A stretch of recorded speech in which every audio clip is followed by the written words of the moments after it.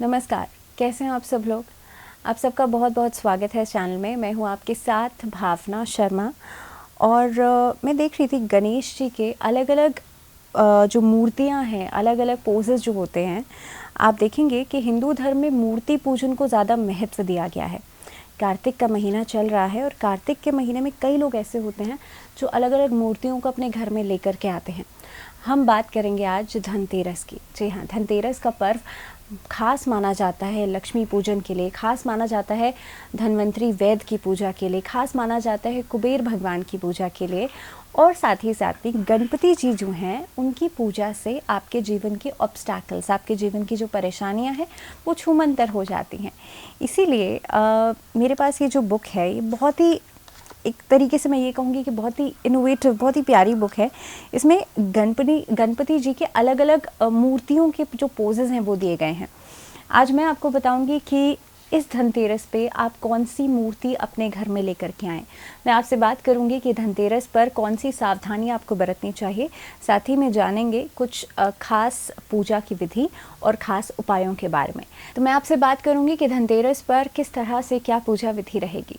तो सबसे पहले मूर्ति पूजन की बात कर लेते हैं। जैसे मैंने आपसे कहा कि हिंदू धर्म में मूर्ति पूजन को ज़्यादा महत्व दिया जाता है और जिस भी देवी देवता का विग्रह या मूर्ति हम अपने घर में लगाते हैं वैसी ही एनर्जीज़ को हम इम्बाइब करते हैं अपने घर में।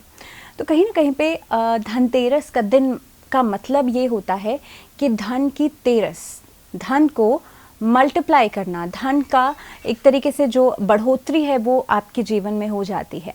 क्योंकि हमारे शास्त्रों के अनुसार कई सारी कथाएं बताई गई हैं। शास्त्र के अनुसार कहा जाता है कि धनतेरस वो दिन है जिस दिन जब समुद्र मंथन हुआ था, उस समुद्र मंथन के दौरान जब देवता और जो राक्षस थे वो उनके बीच में एक लड़ाई चल रही थी। उस दौरान लक्ष्मी जी जो थी वो एक अमृत कलश लेकर के समुद्र मंथन के दौरान निकली थी। उसके अलावा धन्वंतरी वैद्य जो थे उनकी उत्पत्ति हुई थी इस दौरान। इसके अलावा कई सारे 14 रत्न जो थे वो निकले थे।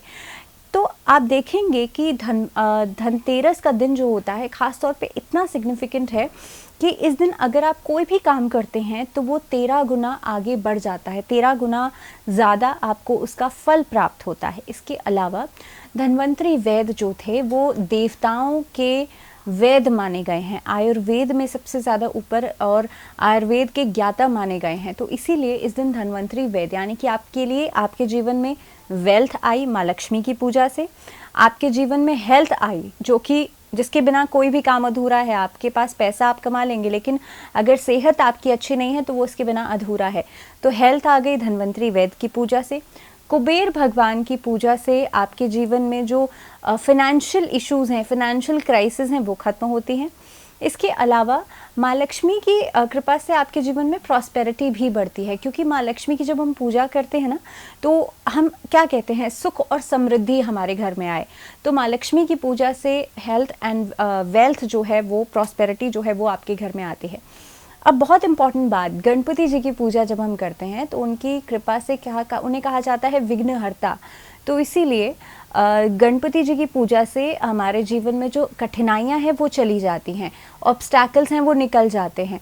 तो इसीलिए इस धनतेरस पर सबसे पहली चीज़ गणपति पूजन ज़रूर करें। उसके अलावा लक्ष्मी पूजन ज़रूर करें भगवान विष्णु के साथ। कई लोग ये गलती करते हैं, माँ लक्ष्मी की पूजा तो करते हैं लेकिन अकेले करते हैं। अब आप माँ लक्ष्मी को अकेले अपने घर में इनवाइट करेंगे तो जाहिर सी बात है वो आएंगी तो सही लेकिन बहुत ज़्यादा देर ठहरेंगी नहीं। इसीलिए वो जिनकी पत्नी हैं उनके साथ अगर आप उन्हें अपने घर में इनवाइट करेंगे, अपने घर में विराजमान करेंगे तो डेफिनेटली वो आपके घर में स्थायी अवस्था में रहेंगी।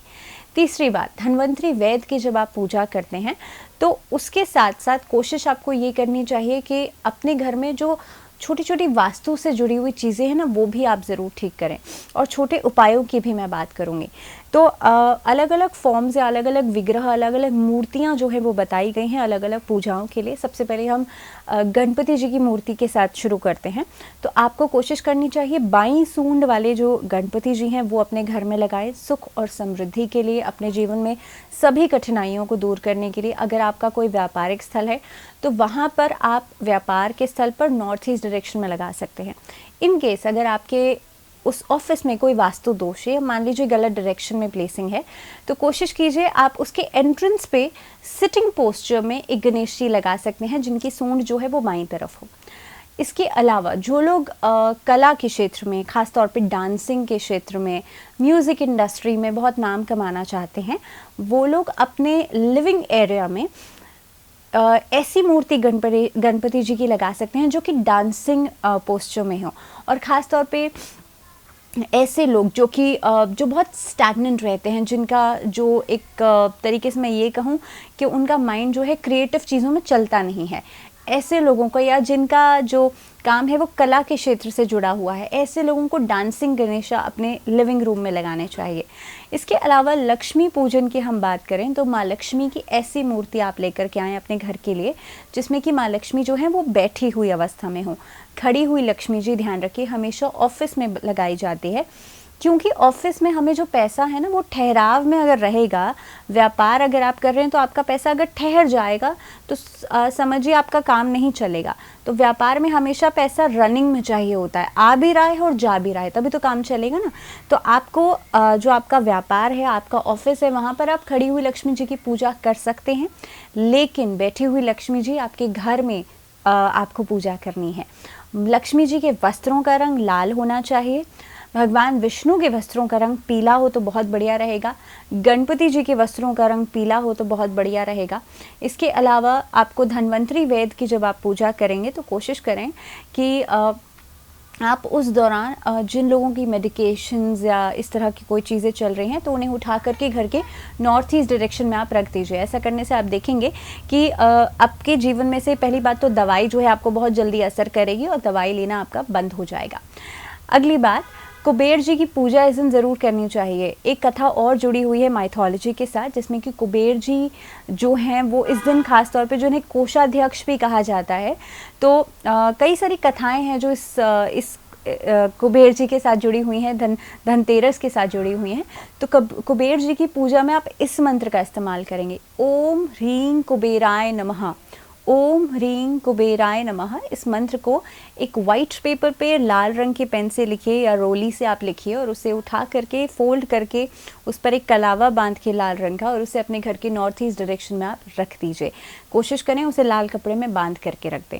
ऐसा करने से आप देखेंगे आपका जो पैसा है, जो वेल्थ है, वो बढ़ने लग जाएगी। एंड जस्ट बिकॉज आप इस उपाय को धनतेरस वाले दिन कर रहे हैं, वो 13 टाइम्स मल्टीप्लाई हो जाएगी।